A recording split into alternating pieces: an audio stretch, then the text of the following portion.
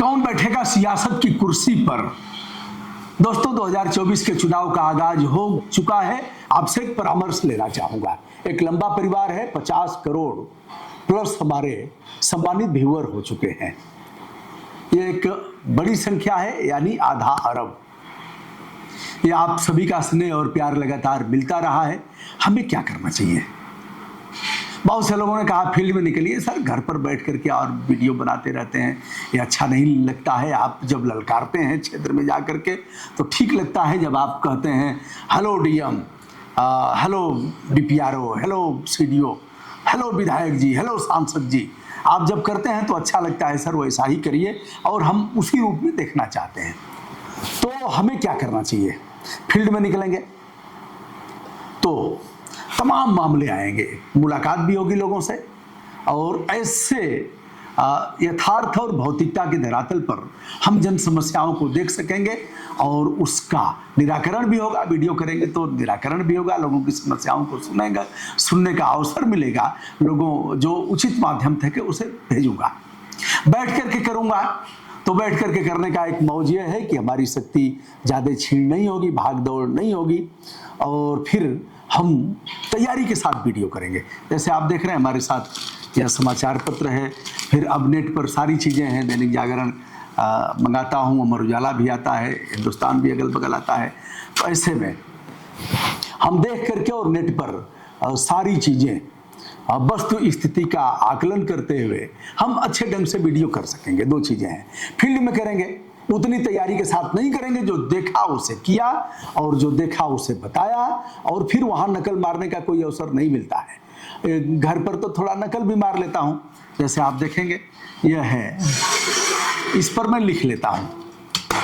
देखिए यह है, अब सारी चीज़ें तो बता ही चुका हूँ। ये देखिए एक मार्कर है काला वाला और एक लाल वाला, तो इससे लिख लेता हूँ।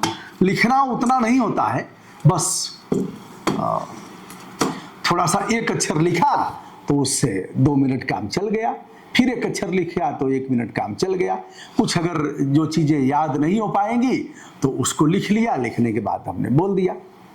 अब घर पर समय से नाश्ता मिल जाएगा, समय से भोजन मिल जाएगा, सेहत का भी ध्यान रख पाऊंगा, थोड़ा टहलना वहलना भी हो जाएगा। जैसे कोरोना भी हुआ तो मृत्यु से लड़ा, अंतिम सांसें गिन रहा था।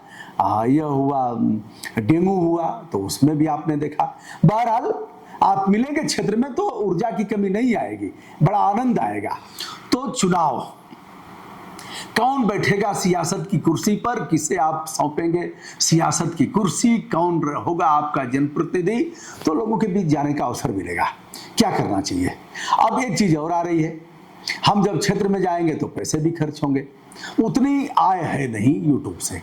बहुत से लोगों को लग रहा होगा खूब पैसा कमा रहे हैं, यह उतना ही है जैसे कि मैंने बताया शिक्षा मित्र और प्राथमिक विद्यालय के जो नए वाले टीचर हैं, सहायक अध्यापक, उनके बीच का है यार, इतना ही है।